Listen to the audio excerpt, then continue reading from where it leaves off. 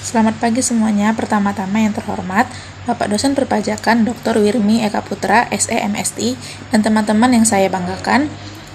Perkenalkan, saya Hani Putri WRC Tanggang dari R009 S1 Akuntansi. Hari ini saya akan mempresentasikan materi perpajakan tentang SPT dan SSP. Materi pertama hari ini adalah pengertian SPT.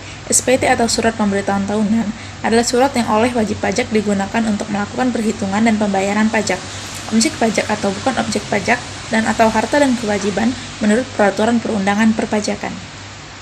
Jadi secara garis besar SPT dibagi menjadi dua. Yang pertama yaitu pemberitahuan masa adalah surat pemberitahuan untuk suatu masa pajak. Lalu yang kedua yaitu surat pemberitahuan tahunan adalah surat pemberitahuan untuk 1 tahun pajak atau bagian tahun pajak. SPT memiliki fungsi. Yang pertama, fungsi SPT bagi wajib pajak penghasilan yaitu sebagai sarana untuk melaporkan jumlah pajak terhutang, melaporkan pembayaran atau pelunasan pajak yang telah dilaksanakan sendiri dalam 1 tahun pajak. Lalu kemudian ada fungsi SPT bagi pengusaha kena pajak, yaitu sebagai sarana untuk melaporkan PPN dan PPNPM, melaporkan pengkreditan pajak, masukan terhadap pajak keluaran, melaporkan pelunasan pajak oleh PKP dalam 1 masa pajak. Selanjutnya kita masuk pada prosedur penyelesaian SPT. Yang pertama yaitu mengisi ke dalam program e-SPT atau elektronik SPT. Yang kedua, SPT diisi dengan benar, jelas, dan lengkap sesuai petunjuk yang diberikan. Yang ketiga, SPT diserahkan dalam batas waktu yang ditentukan.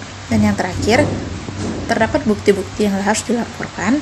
Untuk wajib pajak yaitu laporan keuangan atau laporan posisi keuangan dan laba rugi serta keterangan lain yang dibutuhkan. Untuk SPT masa PPN, memuat jumlah dasar pengenaan pajak, pajak keluaran, pajak masukan, dan jumlah kekurangan atau kelebihan pajak. Selanjutnya ada bentuk dan isi SPT. Berdasarkan Peraturan Menteri Keuangan Nomor 243 PMK titik 03 2014, isi SPT masa PPN harus memuat data sebagai berikut yaitu jenis pajak, nama pajak, serta NPWP, tanda tangan wajib pajak atau kuasa dari wajib pajak, jumlah DPP, jumlah pajak keluaran atau penjualan, jumlah pajak masukan atau pembelian yang bisa dikreditkan, jumlah kekurangan atau kelebihan pajak, tanggal penyetoran, data lainnya yang terkait kegiatan pajak atau PKP. Selanjutnya itu batas waktu penyampaian SPT. Yang pertama untuk surat pemberitahuan masa, paling lambat 20 hari setelah akhir masa pajak. Khusus untuk surat pemberitahuan masa pajak, pertambahan nilai disampingkan paling lama akhir bulan berikutnya setelah berakhirnya masa pajak. Yang kedua untuk surat pemberitahuan tahunan pajak, pajak penghasilan wajib pajak orang pribadi, paling lama 3 bulan setelah akhir tahun pajak. Untuk surat pemberitahuan tahunan, penghasilan wajib pajak badan, paling lambat 4 bulan setelah akhir tahun pajak.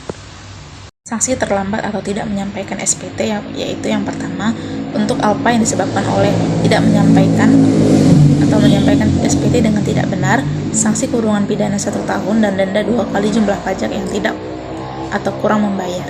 Yang kedua, untuk percobaan penyalahgunaan NPWP atau NPDKP, menyampaikan SPT tidak lengkap atau tidak benar dalam rangka restitusi atau kompensasi, sanksi pidana 2 tahun dan denda 4 kali jumlah restitusi atau kompensasi.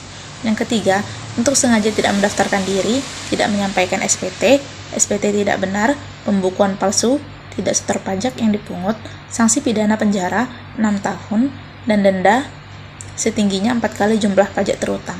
Yang keempat yaitu untuk pengulangan sengaja, syarat belum lewat 1 tahun selesai menjalani sanksi pidana sudah berbuat lagi, sanksi pidana 2 kali sanksi. Selanjutnya kita masuk pada SSP. SSP atau surat setoran pajak adalah bukti pembayaran atau penyetoran pajak yang telah dilakukan dengan menggunakan formulir atau telah dilakukan dengan cara lain ke kas negara melalui tempat pembayaran yang ditunjuk oleh Menteri Keuangan. Fungsi SSP adalah sebagai bukti pembayaran pajak apabila telah disahkan oleh pejabat, kantor penerima pembayaran yang berwenang, atau apabila telah mendapatkan validasi. Akhirnya berakhir sudah presentasi saya hari ini.